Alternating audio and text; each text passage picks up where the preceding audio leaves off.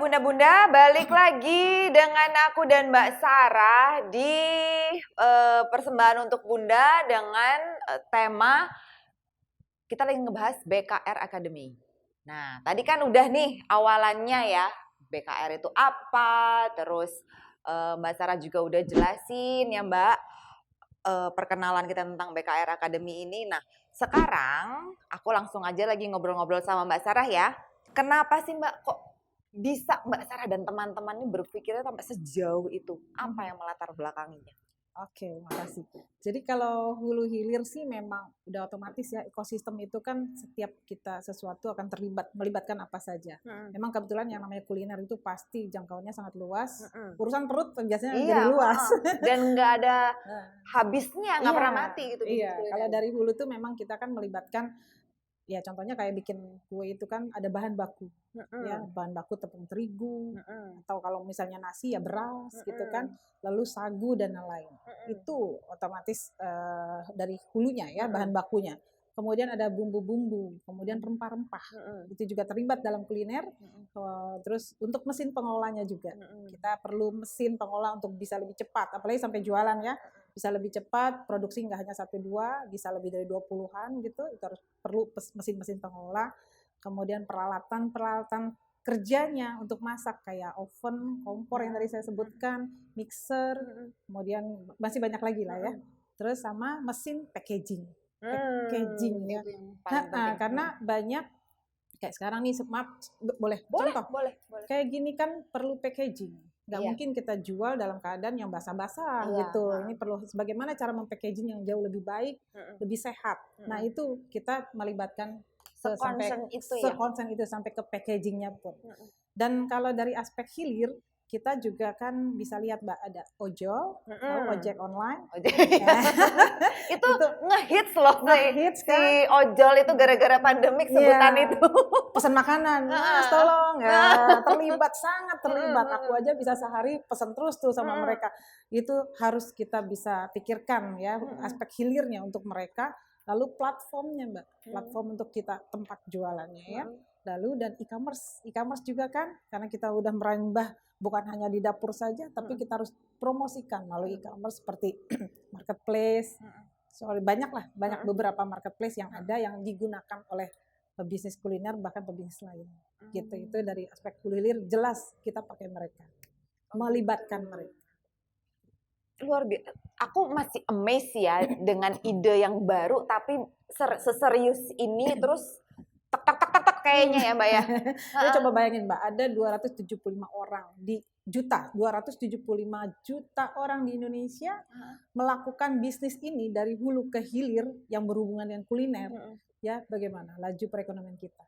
Tidak akan turun kan dalam pandemi. Kalau digiatkan dan diaktifkan, insya Allah tetap lancar jaya walaupun pandemi.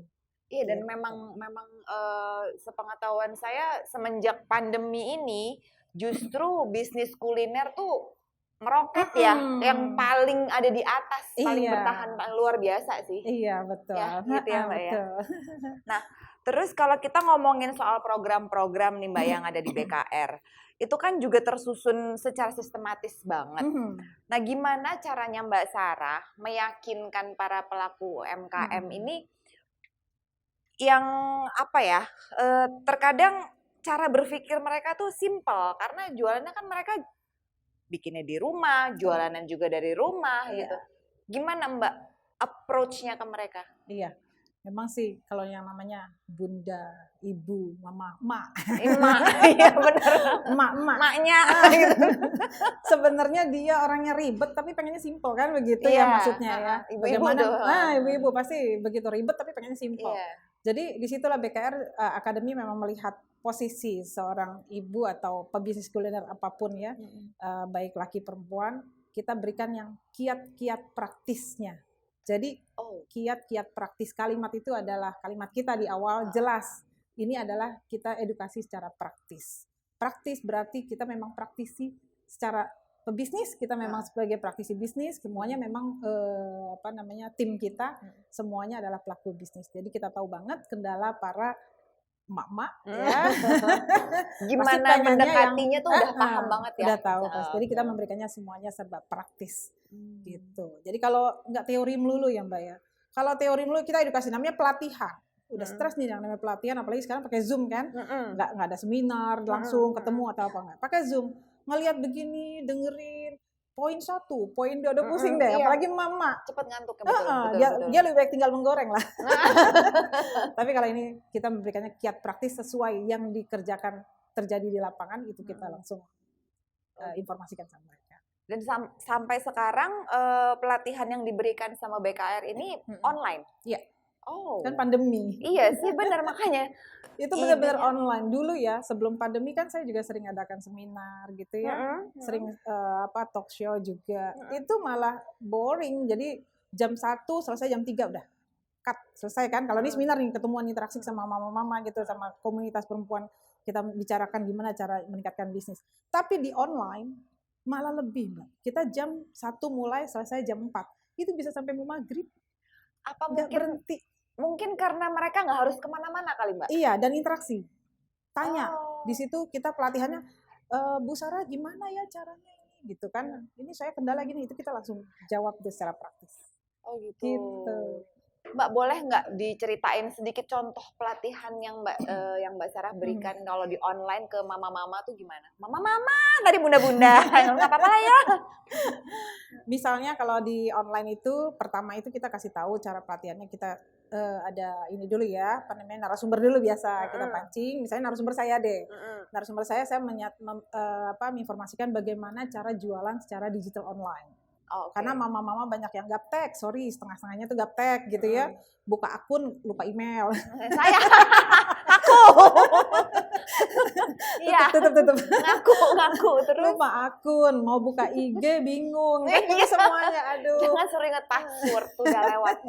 Lalu bagaimana mau posting juga makanan, gimana mau promosi, tujuannya kan kita memberi pelajaran buat mereka supaya gimana cara jualan, memasarkan jualannya supaya laku di sosmed begitu. Jadi saya kasih tahu gitu, ternyata oh iya aku kayak gitu ya Mbak ya.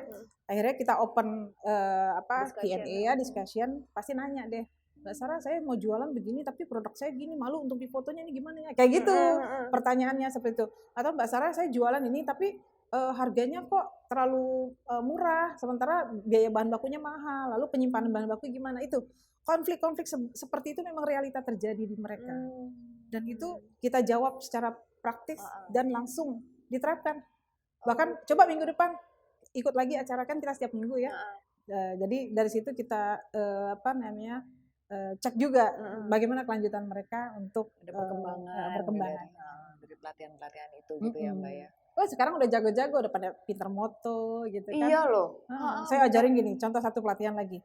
Bunda-bunda sekarang semuanya kalau sosmed itu jangan dipakai untuk keluh kesah, asik.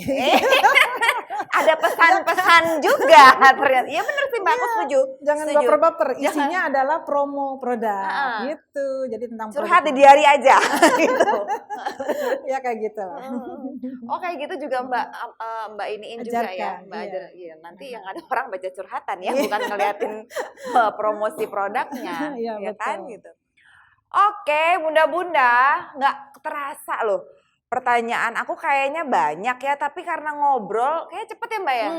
Jam berapa sih? Enggak, baru selesai. Banyak kayaknya. Baru selesai segmen 1, masuk segmen 2, sekarang kita udah harus break lagi Mbak Sarah. Ya udah. Aku sama Mbak Sarah mau break dulu, istirahat dulu sebentar. Tapi kita berdua pasti bakal balik lagi. Bunda semuanya jangan kemana-mana, ya?